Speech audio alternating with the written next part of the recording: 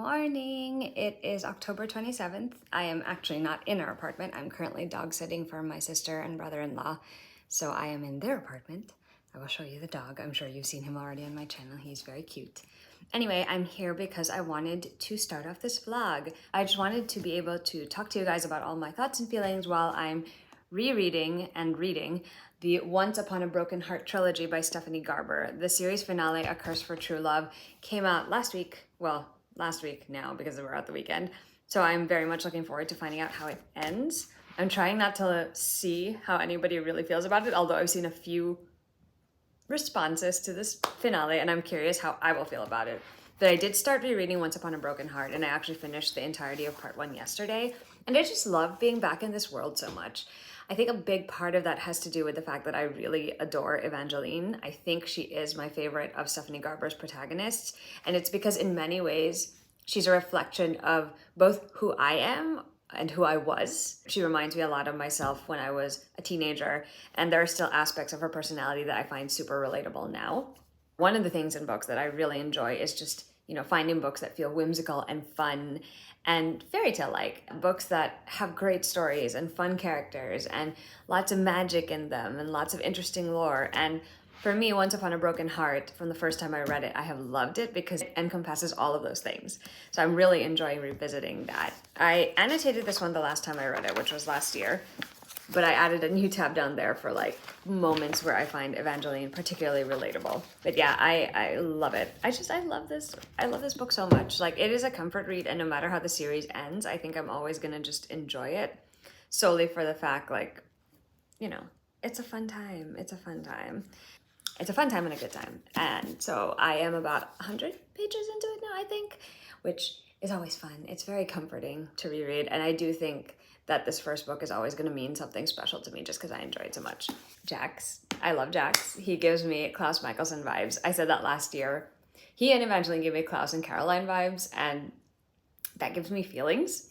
I'm a little nervous because if you've watched The Vampire Diaries and the originals, you know how that story ends. And I'm like, what if that's how this story ends? It would be an entire subversion of Evangeline's belief at the beginning of this one that, every story has infinite endings and she deserves a happy ending. And I don't know, man. I'm worried, but, we're just going to keep on reading. I remember what happens in this one. I'm eager to see my other favorite character in this. We meet him in The Magnificent North and he is my favorite. And yeah, I mean, if you've read it, you probably can guess who it is, but anyway, a very glamorous Saturday morning look, I am aware, but I decided to wear pink because, pink. So I'm going to go back to reading now, and I will update you guys later. This is 100% not actually Death by Thousand Cuts coded, but, the mention was just, too close not to mention here. So, Jax.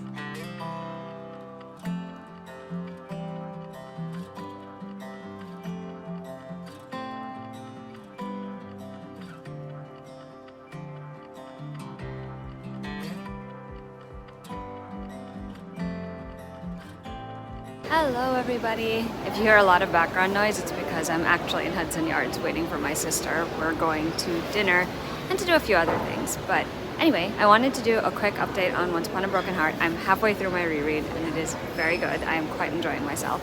I think this reread, more than anything, cements how much I love Evangeline Fox. I feel like in some ways she's like wish fulfillment for me. This is what I would have dreamed of as a teenager, as when I was the same age as Evangeline. So just watching it unfold on the page is really fun. I also find it relatable that she's technically the fairy tale princess character, but she's also, in her own quiet way, a fighter. She's struggling with, being in the dark about a lot of things and between what the right thing to do is. And she just wants to be happy and just wants to protect the people she loves, and that really comes across in her story, so I like that. I also like the moments of sass that she has. I'm curious to, again, witness her transformation in the second and third books and see how that goes. I also, as usual, am quite enjoying Jax. I have said this before, and if you haven't seen it, I don't know if I've ever said it in a video, but I have said it in my review. Jax gives me Klaus Michelson from The Vampire Diaries and the originals vibes, and I've been seeing that more than ever. Right now, there's just something about I don't know, the way he's portrayed in this one, it's like he is literally who he is right now in this particular series because of the hurt and the pain that he's experienced. I think the line that I particularly found to be standout that reminds me of Klaus is like, hurt is what made me. And I'm just like, ooh, I see the Klaus vibes. Like, I can't unsee it. And because I love Klaus, and even though I will never justify any of the terrible choices he made, and the same thing goes for Jax, like, I enjoy him as a character because that is a character archetype I'm drawn to, and I'm curious to see how that journey continues, especially given how the second book goes. So that's my check-in.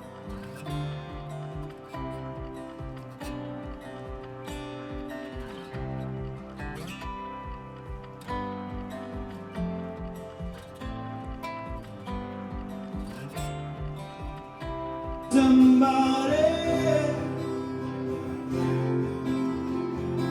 you know that I could use somebody, someone like you, and all you know and all you speak. It is November 3rd. I had to stop and think for a second because for some reason my brain was still thinking it was October. Anyway, I haven't actually done a reading check-in in a while, and a lot of that has to do with just being busy. My youngest sister is leaving for the Philippines soon, and of course we're just spending a lot of time with her, and we're also trying to get her packed and all of that, so that's been a challenge, but a fun one, and we've been having a good time. And then today, I meant to film a clip much earlier, but I was so distracted doing chores all day. Like, Fridays are my chore days while I'm working from home, and I successfully did all of it, but like, took a lot out of me.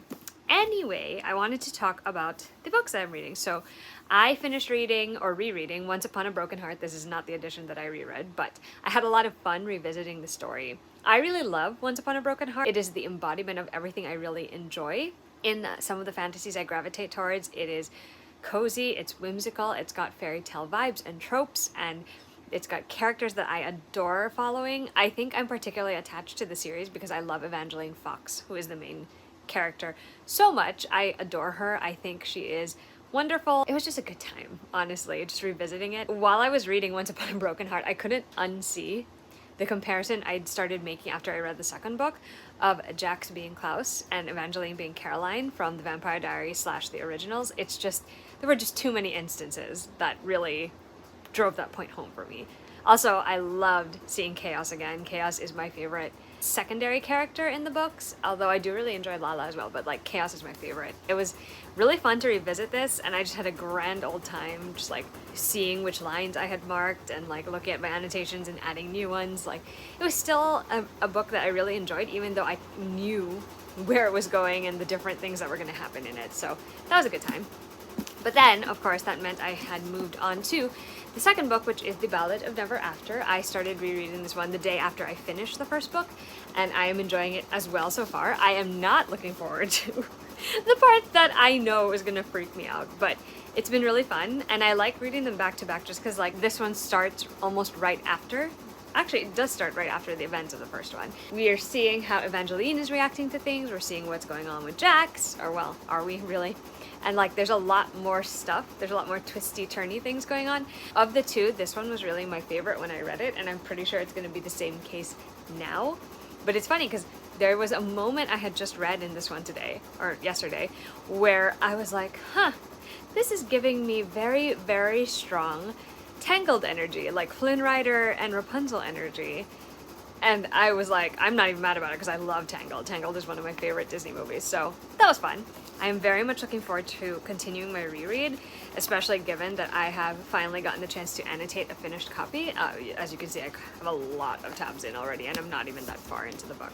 By the way, if you hear something going on in the background, that's the laundry. As usual, I feel like there's never a vlog that I posted recently where I'm not doing laundry. Yeah. Anyway, the other book that I need to talk about that I am reading, and I'm about like 35% into it, is Twisted Love, which is by Anna Huang. This is the first book that I'm reading by this author, and I've been curious about her for a long time now, and I'm glad I finally took the plunge because I am really enjoying it. I had known going into it that a lot of people were like, the first book is just okay or not that good, and it's really the second where things pick up, but like, I'm 35% into it and I'm still really enjoying it. Like, I like the character archetypes in the book, and even though I do feel like we aren't getting to see a lot of backstory between the two characters. I'm still convinced that, you know, they make a good pair. And I mean this also in a very complimentary way because I'm a big fanfic reader, but like it gives me fanfic energy.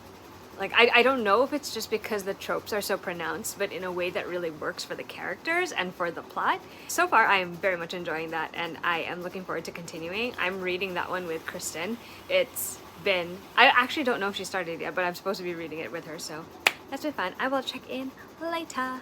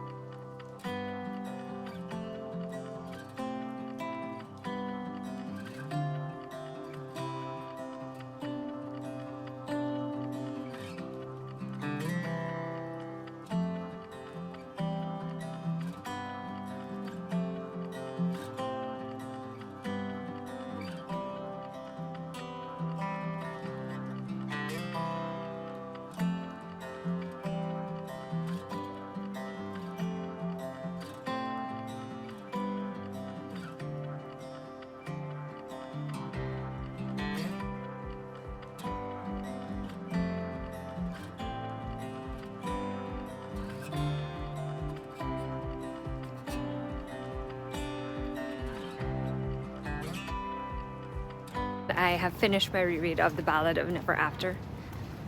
No check-ins while I was reading it because a lot of it happened in between work stuff and hanging out with Rach and all of that good stuff. Even though I knew that ending was coming, it still breaks my heart. Like, I still have very strong feelings about it, and I still love book 2 so much. I do think it's my favorite, and I think it'll stay that way. I love so much about it. There's a lot of the whimsy and the fairy tale that I really enjoy, especially because they visit a lot of new places, including the Hollow, which is one of my favorite settings. I also am big on like journey quest type stories, so I like the fact that that happens in this book. Like, there are things that they have to do and accomplish, so that's always really fun.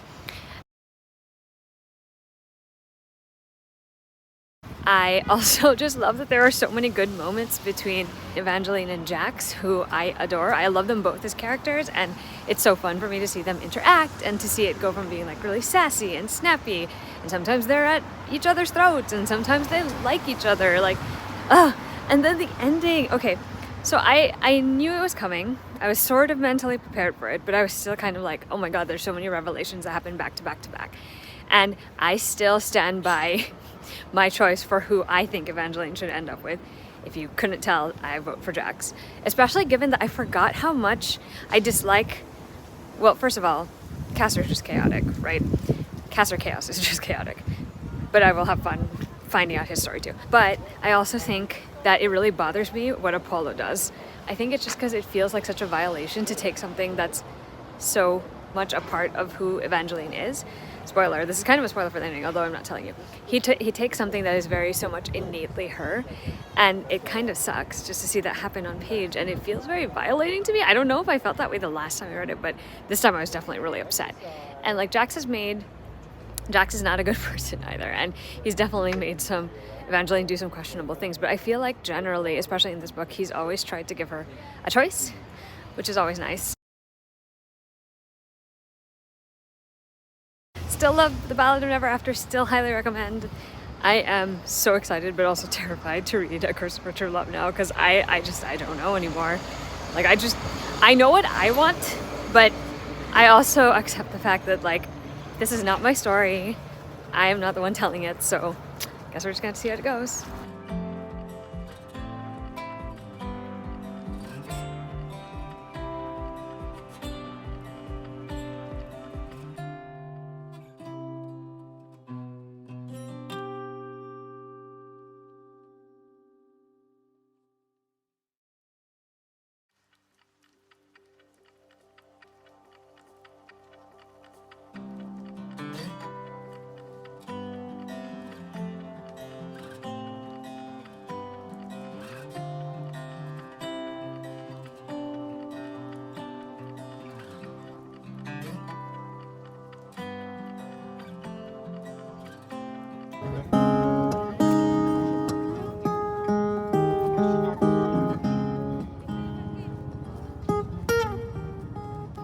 You got a fast car.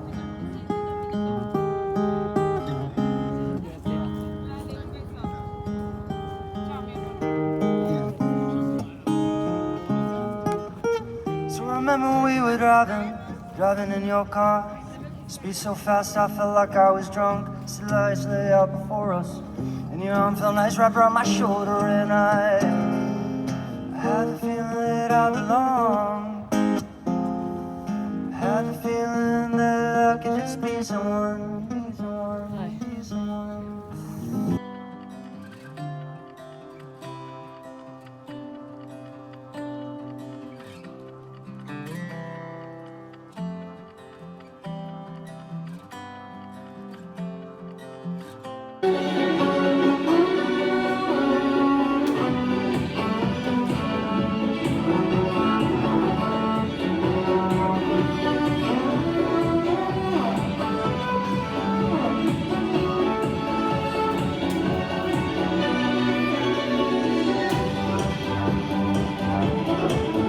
It is Friday, November 10th. I look a little harried. I'm sorry. I've been spending a lot of quality time with my sister Rachel because she's moving back to the Philippines. And so we've been just doing all sorts of things. One of those things, sorry, don't mind the chaos. Mackie also just got back from the Philippines. But one of those things is decorating for Christmas. So yeah, we have it up early. And you know what? I think I might start doing it the day after Halloween just because it brings me so much joy to see the tree like lit up, especially at night when it gets dark so early. Anyway, I wanted to check in because I'm not sure how audible my reactions to the Ballad of Never After were in that last video. So just in case they weren't, to some, my experience with that book is still the same as it was the first time. Like, I knew what was coming, but I enjoyed it so thoroughly that it didn't even bother me to know what was coming next. I really love the characters in that world. I love Evangeline and I love Jax, and I like the sort of harried pace of it. Like, there's like so much happening all at once in it. It goes through lulls and then something happens and all of that, and I don't know, it just gives me old school fairy tale vibe. There's a very obvious sequence of events, like it cascades from one to the next to the next, and I really appreciate that and I really enjoy that, especially as someone who grew up like loving fairy tales and loving that sort of structure. And it's rare for me to find that in a book with characters that I appreciate in a world that I really enjoy, and that's my experience with the Ballad of Never After. It was also fun to sort of get to know the other characters again, because I feel like when I've read it the first time, I was super hyper focused on Jax and Evangeline.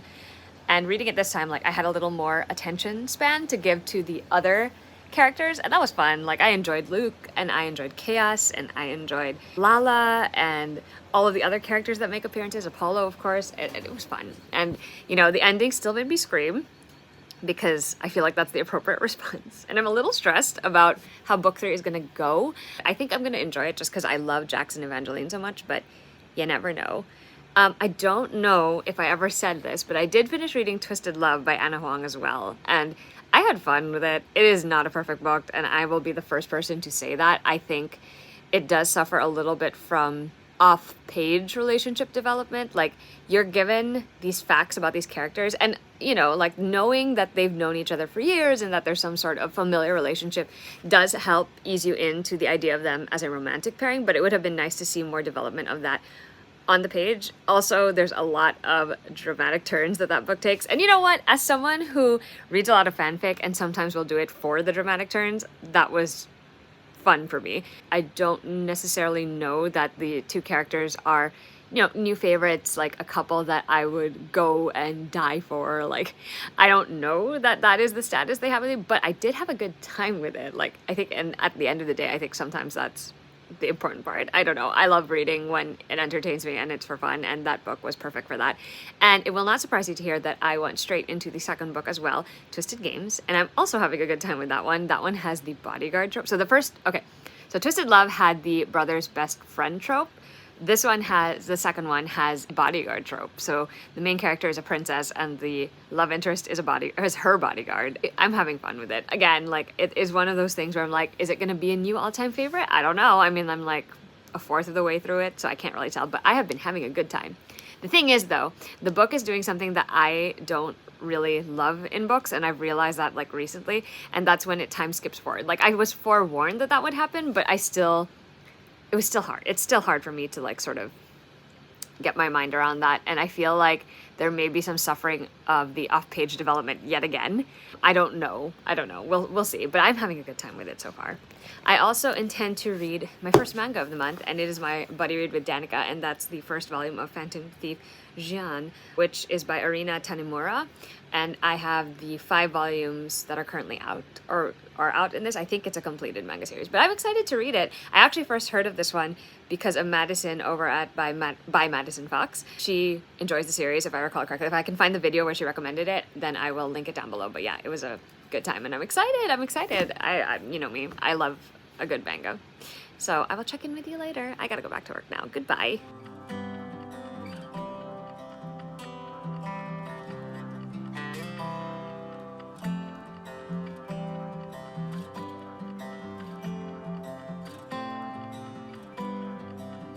It is now the 14th of November, I think. I'm losing track of time, honestly, because time is flying by way too fast this month.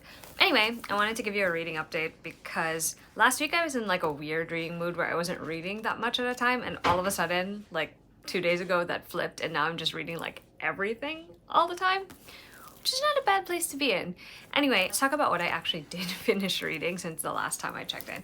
So I read the first volume of Phantom Thief Jian, which has story and art by Arina Tanemura. This is what the cover looks like. And this one is an older manga series. It's also completed, I think. And it gives me the same energy as like Sailor Moon and Cardcaptor Sakura, which are 2 of my favorite things, so just having them be combined into one story is so fun. Marin is a high school student, a normal one by day, and by night she's actually the Phantom Thief Jian. She's basically a reincarnation of Joan of Arc, or Jeanne d'Arc, and her job is to find and steal paintings that contain demons in them to prevent them from taking over the hearts of people in the world. It's basically all the shenanigans that involves, including the arrival of a new neighbor who turned out to also be a rival in other ways, and it's really fun. I really enjoyed it. There was even a part in this book that just made me shriek last night, which was so much fun, and I can't wait to continue the series. I'm buddy reading this with Danica this month, so I'm pretty sure we're both gonna enjoy it. I also finished listening to the second book in the Dark Elements trilogy by Jennifer L. Armentrout, and the book is Stone Cold Touch. That one was fun. I was expecting it to be as enjoyable as the first one, and I wasn't wrong. We get to know a lot more about the lore and the world. It kind of balloons into something much bigger, and I really like the way that she wove that together. There's a lot of stuff about it that I wouldn't have expected, and I was just there for the ride, really. I also enjoyed spending more time with Layla, getting to see her interact with other characters, and to sort of see how everything escalates with them, whether it's in terms of like the real plot of the story, the meat of the story, with them trying to track down who's causing all the chaos in their neighborhood. Also her entanglements, friendships, familial, romantic. That was really entertaining to follow as well. Even though I did find parts of it kind of predictable, and I'll get to that in a second, I still had a good time with it, and I'm looking forward to seeing how it all ends. In terms of things that surprised me, I think what surprises me about this one is that, much like a lot of JLA's earlier series, this does have a love triangle in it. And generally, I'm usually predisposed towards one point of the triangle, like one of the potential love interests, but in this case I actually feel like you could make a decent case for both of them, and she did a really good job with that in the first book and the second book, because I think each book gives you the chance to get to know one of the love interests, and not in a way that feels too forced, if that makes any sense. But I am rooting for one. There is one I'm very biased about, but I'm also like, I get why the other one would be appealing.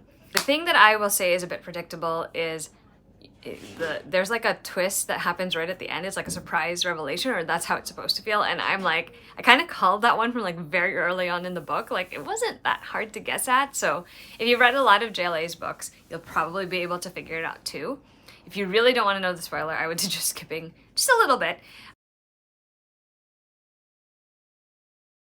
It's about Layla's friend Sam. I kind of guessed that he was the Lilim from the beginning, so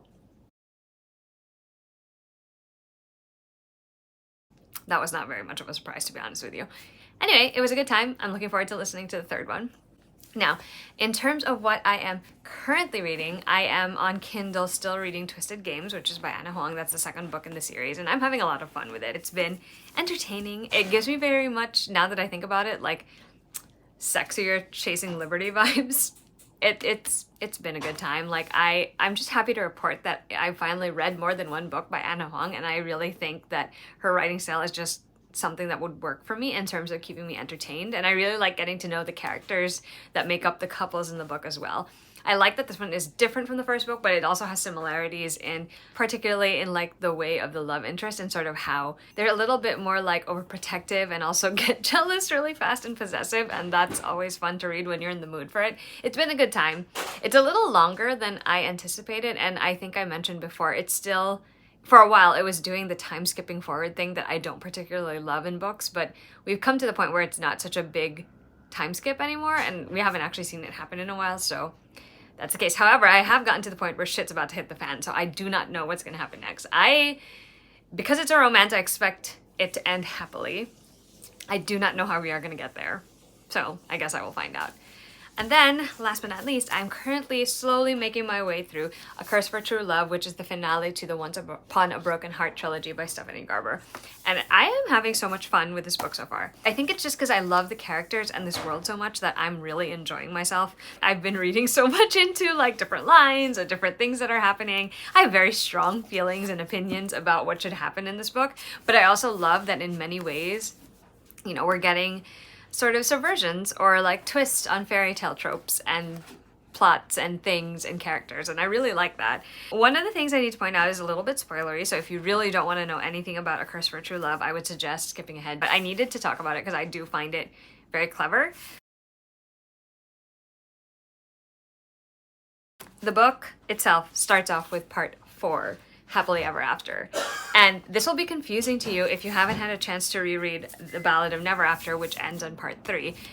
I love it because it is interesting to me to start 1, a series finale, and 2, a fairy tale whimsical type story at the ending, to start at the Happily Ever After. I think it's really clever. I think it's a comment on that. I like that it also unsettles the reader in a way because it does have the trappings of a happily ever after. There's a prince, there's a princess, they get to be together, there's no more big threat, like finally everything is falling into place, but you get the unsettling feeling that something is wrong, especially because you know that at the end of the last book, something tragic has happened to Evangeline. And I really like the unsettling feeling. I understand that there are people who love Apollo, and the thing is, I understand that he is who he is because of the circumstances that shaped him, right? Like the things he's been through and the way he's grown up and the things he's been told. However, I'm just like raging a little bit because like some of the things he does just make me a little bit of, well, not a little, upset, because I feel like he is taking agency away from Evangeline in quite a few ways. And that really bugs me. And I can't help reading into it with every choice that he's making and everything that he does in the book. I am wondering if he's maybe still under some sort of curse and someone else is pulling the strings on all this, but, you know, I guess we're gonna find out. As for Evangeline, I love that even though she's lost her memories, because that is the tragic event that happens at the end, well, one of the tragedies at the end of the last book, you'll probably have noticed, or readers will notice, that she is different from the Evangeline at the very, very start of the series when she first petitions the Prince of Hearts. She's still more independent, she's still a bit more sassy, and she's also got this very determined air to do things her way and to figure things out her way, and I appreciate that you can see her growth despite the fact that she doesn't have the memories that got her there, if that makes any sense. Also, I was dying because it took so long for Jax to make an appearance, but he has made an appearance. I'm not gonna tell you when or how, but like, I loved it. I was so happy about it. Like, I'm just thrilled, and I was just more upset that I had to end my lunch break and therefore not find out more about what was happening next. But yeah, I'm having a really good time with A Curse for True Love so far, and I'm genuinely thinking it's gonna stay that way. But I will report back once I finish. Yes, I just realized this is like the weirdest combination of merch to be wearing because Jonas Brothers and then 1989, but you know, whatever, we're home. Cool. Anyway, happy Friday. It is November 17th? Is it the 17th? I honestly, at this point, I'm losing track of time. Anyway, it is November 17th. And I had a couple of things I wanted to say. First being like, do you guys also get into those moods where you're like, you have so much energy to channel and you just feel like being productive? So you kind of have a to-do list running in your head and you're starting to make all these plans and you focus on so many different aspects of your life that you want to do stuff in, because that's me. Like I have the chores list, which is going right now, like doing the vacuuming, tidying up the kitchen a little bit, doing the laundry. And that happens every Friday. I'm sure if you watched some of my other vlogs, you'll know that. But I also have other to-do lists. Like I'm like thinking about my 2024 reading plans and reading goals and wanting to update my journal that currently exists for reading this year and to start the new one for next year. And then I also want to film videos for the channel. Like there's so much going on right now. And on top of that, I'm also still working. So it's a lot. I clearly have a lot of pent-up energy and I'm not sure where it's all gonna get channeled, but it is gonna get channeled somewhere. But anyway, I also came in to do a reading update.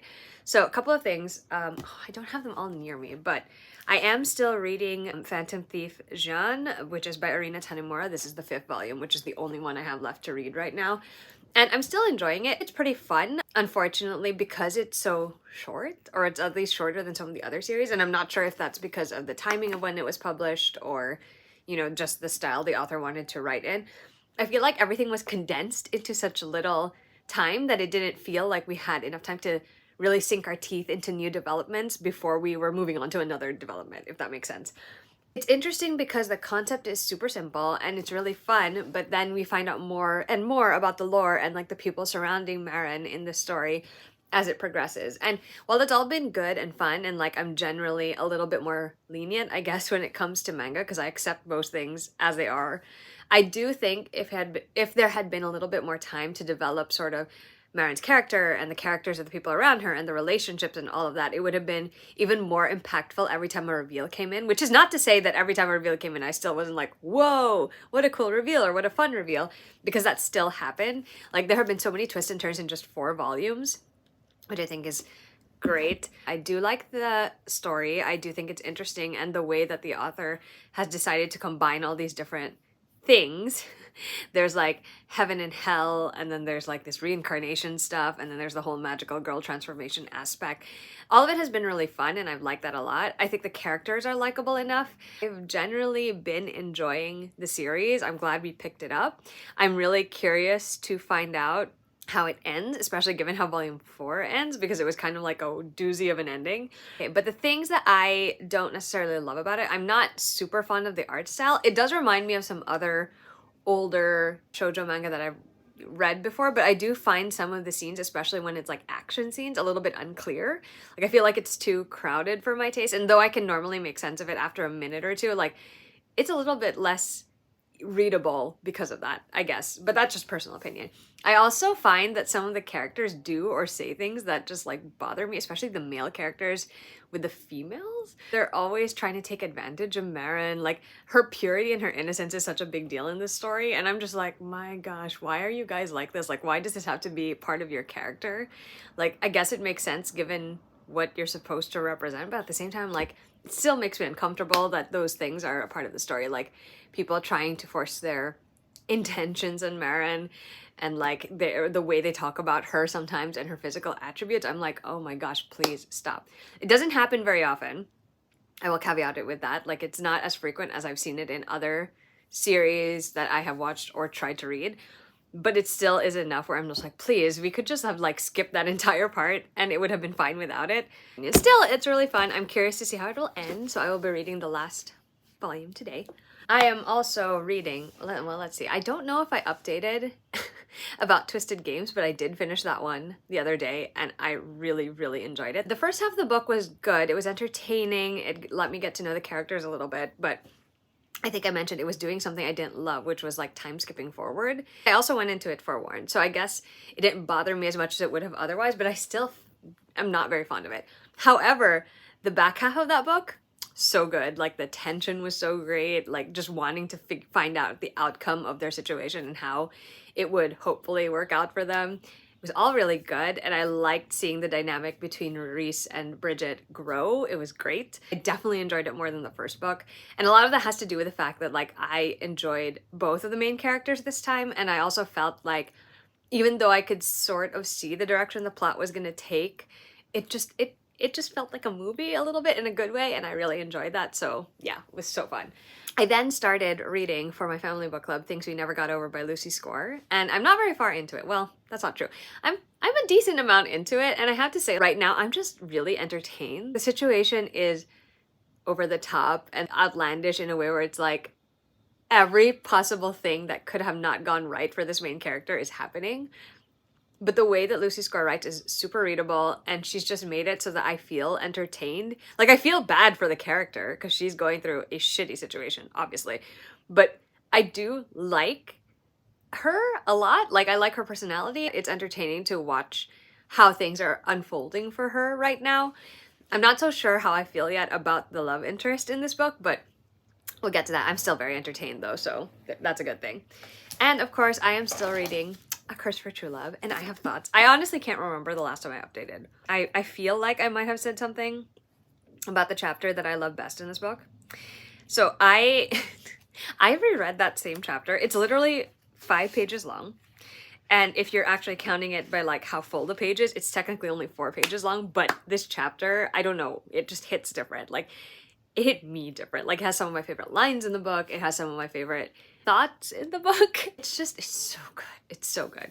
I almost wish I had like a body cam. So like every time you guys, like I reached a part where I was freaking out, I could automatically film it. Because sometimes I can't because I'm in public or I'm in the office and like that's hard to do. But suffice to say, like, I've been having feelings while reading this book, and I am enjoying myself a lot. I'm maybe like a third into it, and it's been slow going because I've been annotating. I'll just show you guys real quick. You'll see all of these tabs there. I've also been like writing notes. Most of my notes in this one have been like responses to what's happening on the page, and it's kind of funny. I feel like I've done a lot of all caps notes this time, which is great. Yeah, so I am hoping to finish this book this weekend. I'm a little terrified. I know how I want it to end, and I really would love it if it went in that direction, but I don't even know at this point if that's where it's gonna go, so we'll see. But anyway, enough of me rambling. I'm gonna get back to it, and I will check in later.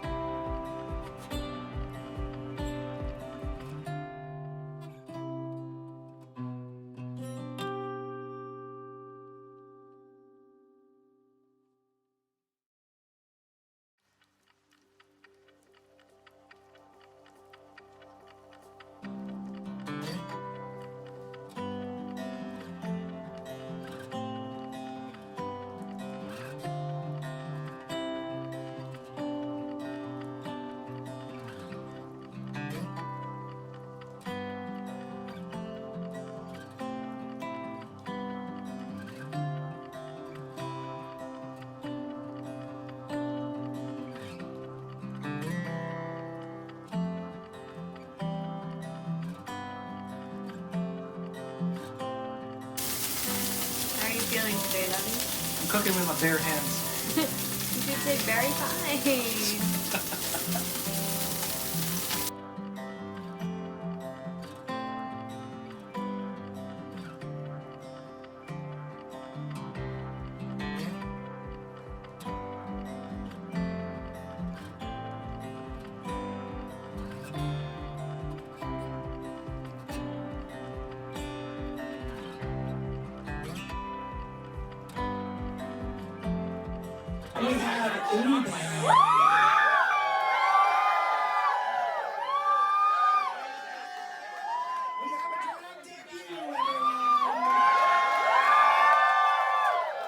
Sorry if you can hear the background noise, by the way. I'm doing laundry because, as usual, it's a Friday, tourist day. Anyway, I need to wrap up all of the books that I finished reading. So, we're going to talk about a book that I had already mentioned, which is A Curse for True Love by Stephanie Garber, which I really, really enjoyed. The thing about this book is that it is exactly my cup of tea. It has tropes that I love, it has characters I adore, and I just love the whimsy and the heart behind this story. This really brings Evangeline's character journey to a full, I guess, circle. It brings it full circle is what I wanted to say. And I just loved getting to be a part of that journey and to see her grow and change as shaped by the circumstances that she endures throughout this series. I had the time of my life just going through this book. because one, I liked where the story went, and two, obviously I liked how who Evangeline was by the end of this book, but I also really liked like a lot of the character interactions and the little subversions of tropes of fairy tales, and I love being in the Magnificent North and seeing more of it. I felt like it was another chapter in a fairy tale, and it really stuck the landing for me. Like I still think about, there's 3 chapters in particular that I think about that just have me screaming thinking about them. And I had such a great time reading this book, and I thoroughly enjoyed it. This is the beautiful Fairyloot edition, by the way. So yeah, I'm a huge fan of the series. Definitely my favorite from Stephanie Garber. One that I would happily reread again, despite knowing how everything comes to an end. Like, it was delightful, honestly. And it was one of those times where I genuinely was just having a great time reading it and annotating it. Looking back through my notes, not in this edition, in a different version of it, but looking back through my notes is going to be hilarious because I had like a lot of reactionary ones this time, and you know, that's always a fun time. So excited I finally finished that. And then all of the other books I need to talk about I don't actually own. So first, I actually finished, I don't know if I talked about it yet, but just in case I didn't, I finished a series. I finished listening to the Dark Elements trilogy by Jennifer L. Armentrout by listening to Every Last Breath, which is the last book. And it was so good. That's another one where I was listening to it and thoroughly enjoying myself because, as I've said, I think previously, JLA's earlier work is really what hits a sweet spot for me. That encompasses the Lux series, the Covenant series, and now the Dark Elements trilogy. There's just something about the way that she's crafted these worlds and the lore and brought these characters to life that really comes together so seamlessly in a way that feels unique and fresh and fun, and that is exactly my experience with Every Last Breath. Like, I kind of knew or kind of guessed at where things were going, but it didn't deter me from enjoying it just because I love these characters so much and I enjoyed spending so much time with them despite the stress that they also gave me with everything that happened. Like, so great. It was such a good time, and I'm so glad I finally read that trilogy because by far, definitely one of my favorite, more recent, new to me JLA reads, and I highly recommend checking it out if you haven't already. I know like right now she's more well known for her Blood and Ash books and the spin-off series, but those earlier series definitely hit the sweet spot for me, so definitely check out Every Last Breath. And then I read 2 books in the Twisted series. I read Twisted Games and I read Twisted Hate. I think I talked about Twisted Games a little, but that basically has the bodyguard and royal trope. She's a princess. And oh my gosh, that one was so good. The tension between the main couple, the obstacles that they were facing as individuals, and also just to be together. So delicious, so good. And I just ate it all up. I really like the hero in this one. In the first book, I really liked the heroine, but I wasn't so keen on the hero. In this one, I really like both the hero and the heroine. I think they were a great match for each other. I loved learning about them individually and seeing what they were going through. And this book like gave me feelings. Like I had such deep-rooted feelings for this group. I also love seeing cameos or like the presence of other characters in the series. That was also really fun.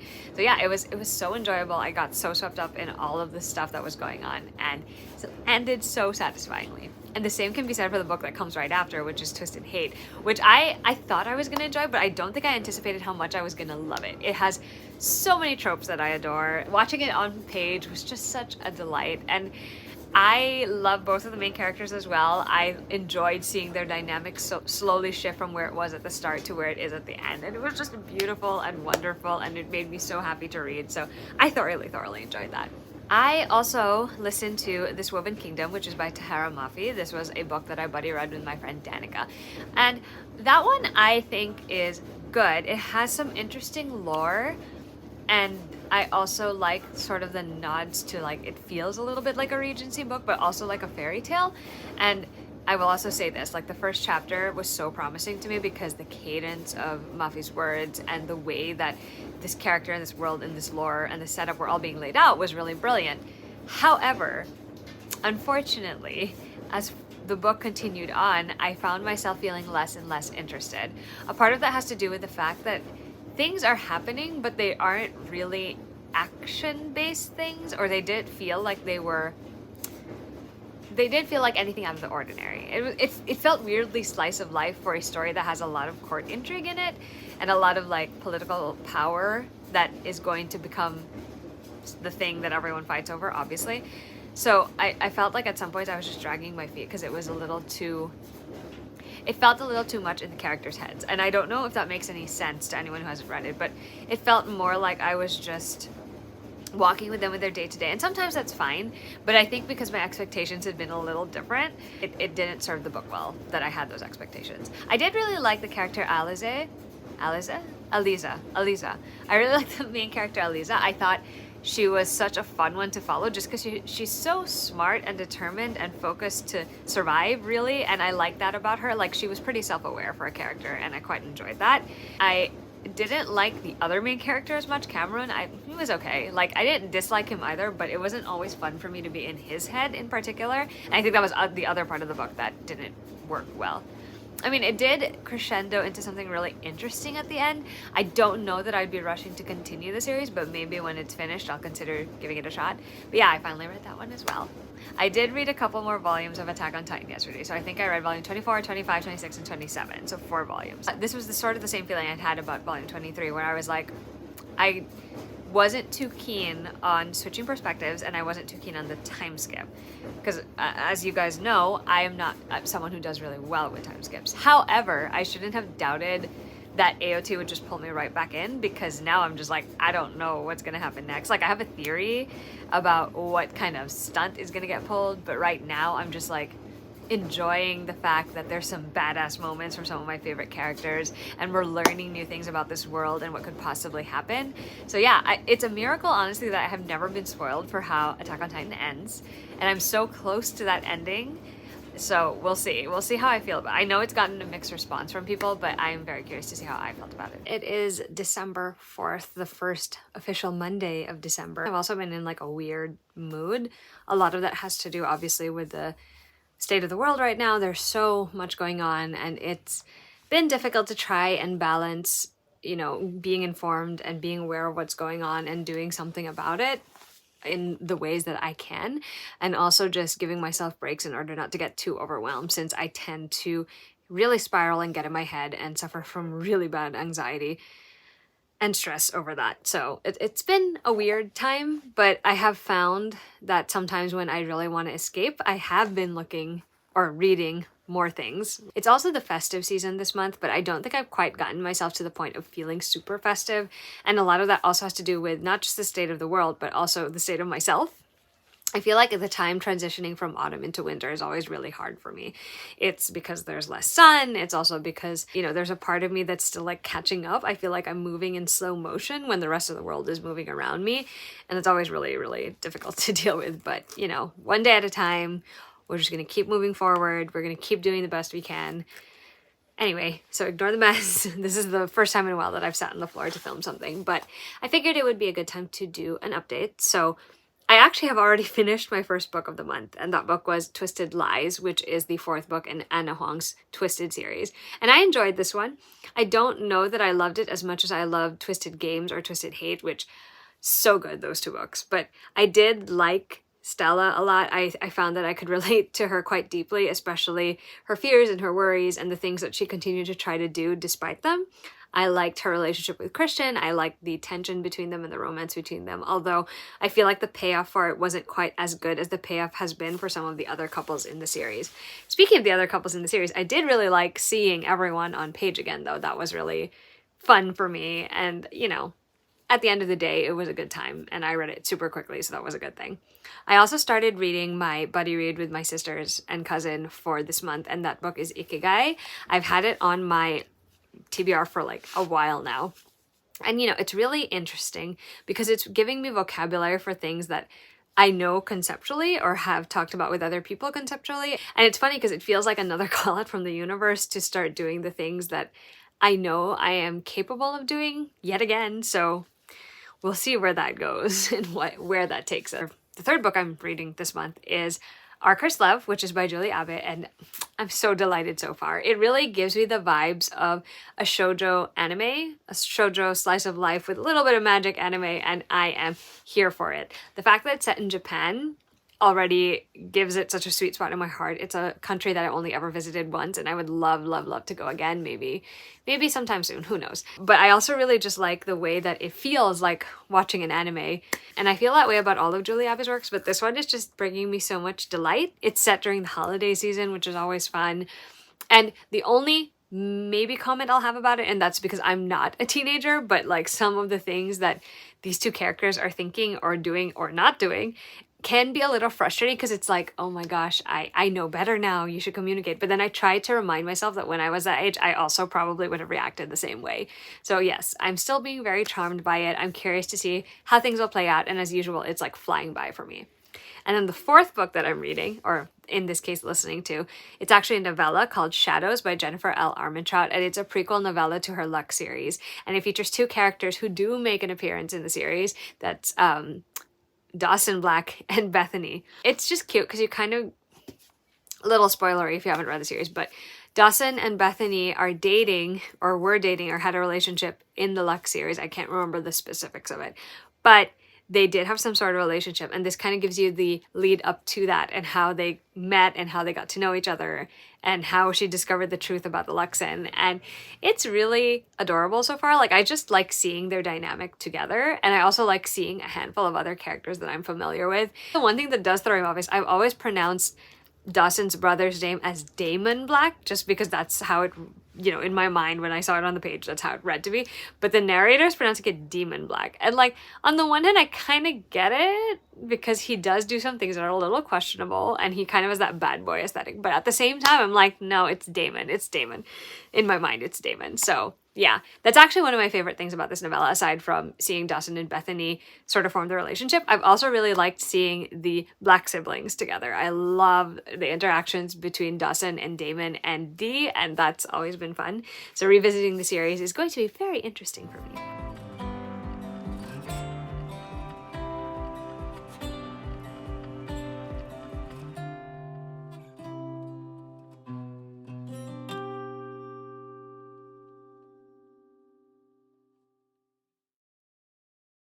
It is another day in December. Honestly, my brain is a little fried right now with a lot of things, but I did want to do a reading update. I did finish a book today, and that book was A Photo Finish, which is by Elsie Silver, and it was so good. This is already my favorite of the series, which I kind of knew was going to happen. Okay, let me back up a little. So the main characters of this book are Violet Eaton, who we meet in the first book. She becomes the jockey that runs with the horse in that book, and Cole Harding, who's the older brother of the love interest in the first book. And it's so good. Like, I didn't really know what the plot of the story was going to be, but just watching Cole and Violet come together and seeing and getting to know them as characters and individuals, it was so fun. And just to be around the others at Gold Rush Ranch as well, so good. It was so entertaining, and you know, I loved it. I just enjoyed everything. Their banter, the tension, like all the situations they were put in, and the trope. It was not only one bed, but it was only one lean-to, and there was a new horse in this book too. Oh my gosh, I loved it. I feel like it's really scattered right now. Dang, I was really impressed by this book. Like, I just loved it so much, and I'm so glad I finally read it. I'm also currently in the middle of reading Love Boat Forever. This is just the dust jacket because I have the hardcover in my bag for tomorrow for work. But like, Love Boat Forever is a new installment in Abigail Hingwen's companion novel series, the Love Boat Taipei series, and it is about Pearl Wong. She's the sister of the main character in the first book, and she's a musician, so that is the artistic bent that this one has. And she ends up at Love Boat after something goes down on TikTok and forces her out of the summer she had planned. It's been interesting being back in this world. I really enjoy Abigail Hingwen's writing, and I think that really shines still in this third installment. And I like that there's another creative angle that we're taking, and that Pearl is a very different character from Ever and from Sophie, who are the heroines of the other two books. So far, I've been enjoying it. I honestly don't know what direction it's going to take, but I'm sure that once again, Abigail Hingwen is going to write us a character who is really coming into their own over the summer. And you guys know, you guys might know, although I don't think I've talked about it very often, except in wrap-ups, but like, I do enjoy a YA coming of age story set in the summer. I feel like there's something special about those, and they will always appeal to me, and that's kind of what Love Boat, the entire series, is. Sort of. So I am very much looking forward to continuing this one and hopefully finishing it within the week.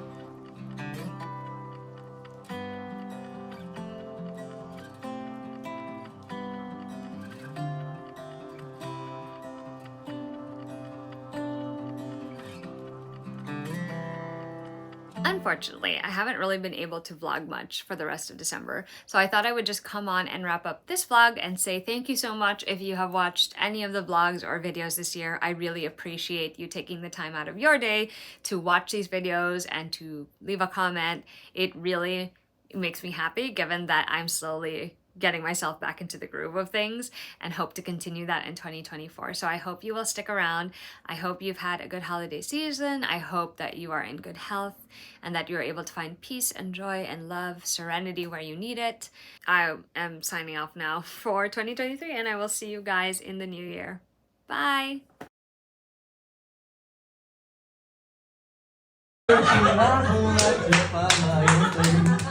Maybe it's fine, you're not talking. I'm talking about you. But with you, I'll come back. I see your face, and it's never like I've never known before. Love's an open door. Love's an open door. Love's an open door with you. With you. With you. With you. Love's an open door. Oh, I got my Christmas present.